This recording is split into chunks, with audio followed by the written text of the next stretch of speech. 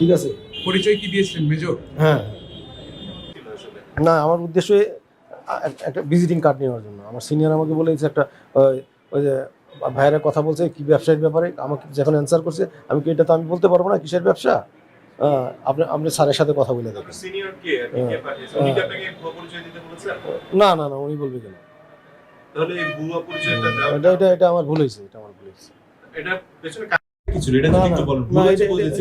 এটা অন্য কোনো কারণ ছিল, অন্য কোনো সৎ উদ্যোগ অসৎ কোনো উদ্দেশ্য ছিল না। বিগত কেস কি? আচ্ছা, বিগত আরেকটা কেসের কথা এখানে বলা হয়েছে যে পুলিশের কাছে আপনার রেকর্ড আছে একটা, সেই কেসটা সম্পর্কে যদি একটু বলেন। ওই যে আমার একজনের সাথে টাকা পয়সা লেনদেন ছিল, সেই আমাকে ফাঁসাই দিছে। আচ্ছা, সেখানে বিস্তারিত বলেন, বিস্তারিত বলেন। এটা 2017 সালে আমার সাথে একটা বাট্টার ভাঙ্গার ব্যবসা ছিল, ঠিক আছে। তার কাছে আমি টাকা পয়সা পাইতাম, সে একটু আমার থেকে অনেক বড় মাপের লোক ছিল, পাওয়ারফুলি ছিল। যখন আমার সাথে আমি টাকা পয়সা পাই তখন আমাকে মিথ্যা হয়ে এরকম একটা কেস দেওয়া আমাকে ফাঁসাই দিছে। আমি বলছি আমি বিএমএ থাকতে সেও আমার আপনি এখন বললেন যে স্যার আপনার স্টুডেন্ট, তো স্যার যদি একত্র আমি তো 10 বছর আগে চলে আসছি না। আপনি তাহলে এটা তো মিথ্যা কথা বললেন যে স্যার আপনার আমার স্টুডেন্ট আমি বলি নাই তো। না, আপনি বলেছেন যে উনি আপনার শিক্ষার্থী। চাকরি কি মানে রিটায়ার্ড হয়েছেন আপনি একাডেমি থেকে? হ্যাঁ, আমি একাডেমি না, ইউনিভার্সিটি থেকে চলে আসছি। মাদক প্লাস এরকম একটা যে আজকে যে ঘটনা ঘটে, এরকম একটা ঘটনা, দুইটা ঘটনা সাজাইছি। আচ্ছা, আমি একাডেমিতে ছিলাম। আচ্ছা, কোন একাডেমি? বিএমএ। আচ্ছা, কি পদে ছিলেন? রাজকোট জায়গায় চাকরি করছি। আমি একাডেমিতে 10 বছর ইংলিশ স্টাডি করে আসছি। কাজ করতে আমি তো বললাম ভাই, এটা আমার মুখটা বের হয়ে গেছে, এজন্য আমি স্যারের কাছেও ক্ষমা চাইছি, ওই ভাইয়ের কাছেও ক্ষমা চাইছি, ঠিক আছে। পরিচয় কি দিয়েছিলেন মেজর? হ্যাঁ, এই যে কি এমন কাজ ছিল যাতে মেজর পরিচয় দিতে হলো? মানে কি এমন কাজ যেটার আমি কারণে? একটা ভিজিটিং কার্ড নিতে আসছিলাম, আমি তো বললাম। একটা ভিজিটিং কার্ড তো যে কেউ এসে চাইতে পারে বা বলতে পারে, একটা ভিজিটিং কার্ডের জন্য মেজর পরিচয় দিতে হলো? এটা আমি ভুল করছি স্যার। তুমি তো ভুল পরিচয় দিয়ে আসছো। স্যার আমি কিন্তু স্যার দীর্ঘদিন বিএমএ ইনস্টিটিউটে করেছি স্যার। আপনি আমার একটু খোঁজটা নিয়ে দেখেন স্যার, আমি কিরকম, আমার প্ল্যাটফর্ম সবসময় ফার্স্ট হতো স্যার। ঠিক আছে।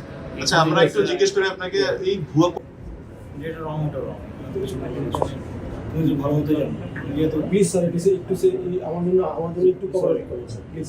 তারপরে আমি কিন্তু আপনাকে বলছি যে ডিজিএফ আর ডিজি আমার ফ্রেন্ড, আমি বলিনি আপনাকে?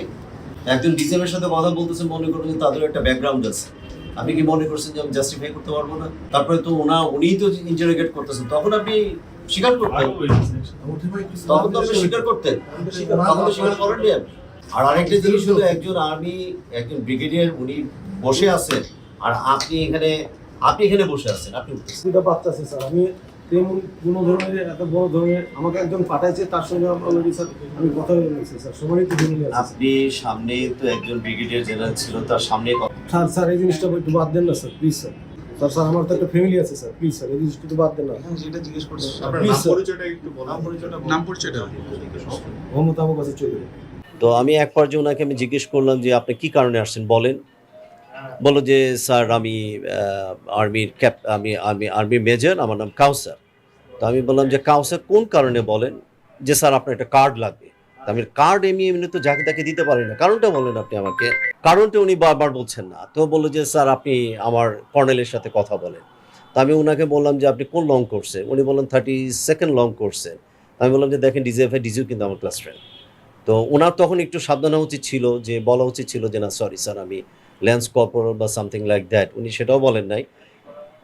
তো এক পর্যায়ে এখানে brigadier Ejaz retired brigadier general উনি বসা ছিলেন।